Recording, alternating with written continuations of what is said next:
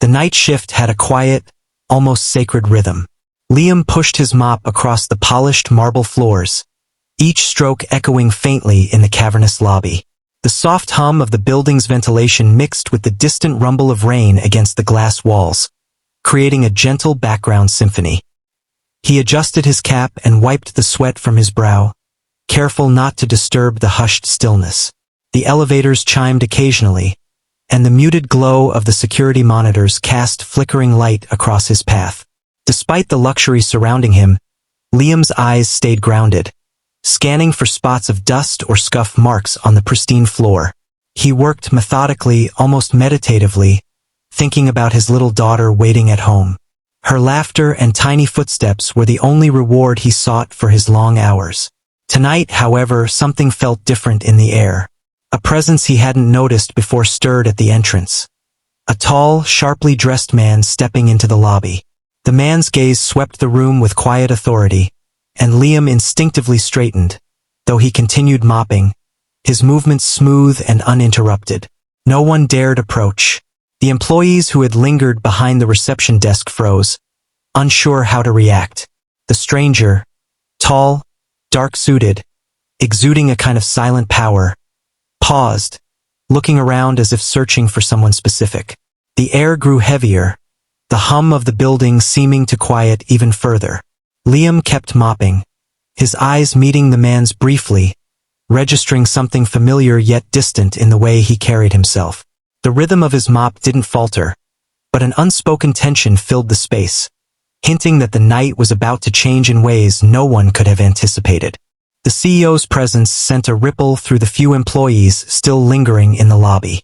He moved with a quiet precision, his polished shoes clicking softly against the marble floor.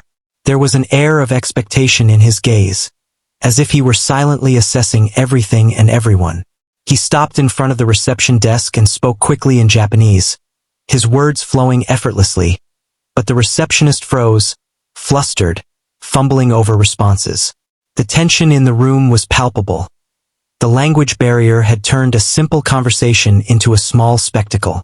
Liam continued mopping, pretending not to notice, though his ears perked up at the familiar cadence of the words.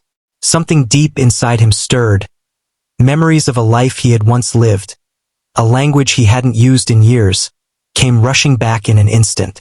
He had always kept this part of himself hidden. The Japanese he spoke flawlessly, tucked away behind a life of hard work and quiet sacrifice. But hearing it again, from someone who clearly expected fluency, made it impossible to stay silent. Around them, employees whispered, craning their necks to see who would speak first. The receptionist glanced at Liam nervously, unsure if she should intervene. But the CEO, still scanning the lobby, seemed impatient yet composed, waiting for someone who could bridge the gap. Liam felt a mix of calm and determination settle over him. The mop paused mid-stroke, his eyes locking with the CEO's. For a brief moment, the lobby was completely silent, the kind of silence that precedes a revelation. Then, without a word in English, Liam took a deep breath and stepped forward, ready to speak the language that had remained dormant for far too long. Liam's voice cut through the heavy silence, clear and confident, speaking in perfect Japanese. The words flowed effortlessly, each syllable precise yet warm, as if the language had never left him. Every person in the lobby froze, their jaws dropping in disbelief. Whispers died mid-sentence. Even the hum of the ventilation seemed to pause. The CEO's sharp gaze softened, his posture relaxing for the first time since he had entered.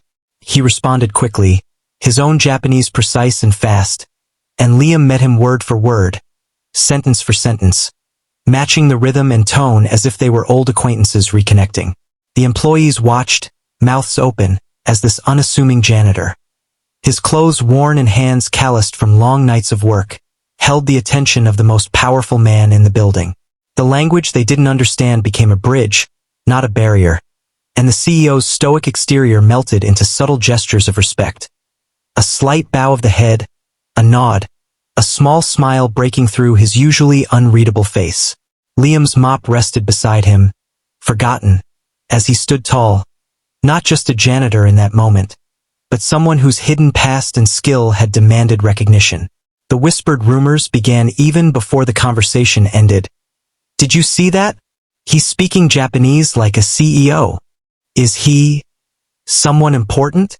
But Liam's focus remained solely on the conversation, his calm confidence radiating in every word. By the time the dialogue concluded, the CEO's final nod conveyed a silent but undeniable approval. The employees around them were stunned into silence, unable to process what they had just witnessed. That single moment had rewritten everything. A janitor, a single father, had effortlessly commanded the attention of a man who intimidated everyone else, simply by speaking a language that connected them in an unexpected, profound way. The next morning, the lobby was buzzing with a quiet, awed energy. Employees who had witnessed the previous night's exchange whispered in hushed tones, casting glances toward Liam as he pushed his mop across the familiar marble floors. He moved with the same calm rhythm as always, wiping away the reflections of chandeliers. Yet there was an unspoken weight in the air, a recognition that something extraordinary had occurred. People who had once ignored him now paused mid-step, unsure how to act around the man who had spoken Japanese to the CEO. When the CEO appeared again, arriving earlier than anyone expected, the atmosphere shifted. Instead of passing Liam with the usual detached nod, he stopped. For a moment, the towering, silent figure regarded him with genuine attention, a flicker of curiosity and respect in his eyes. Then, in a soft, deliberate voice, he spoke Japanese once more. Liam responded effortlessly, the words flowing as naturally as the mop gliding over the floor. The brief conversation was subtle but electric. The employees could see the quiet power of recognition and mutual respect between the two men.